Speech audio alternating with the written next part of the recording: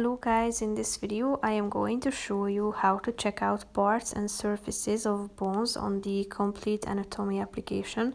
But first I just want to mention, don't forget to subscribe to my channel because at 10,000 subscribers I'm going to show you my whole YouTube revenue statistics and growth strategy, how to make money online. So let's jump into it. First of all, open the app on your phone, then select an atlas and the model and click on the skeletal button. Then you should tap on a bone that you are interested in. You can check out information about it and quick facts by tapping on the info button.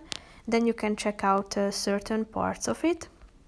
Tap on a relevant one you are interested in.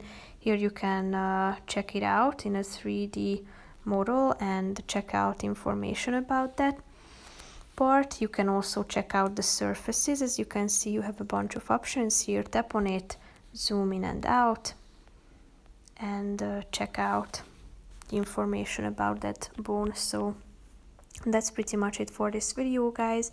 See you in the next one. Bye bye.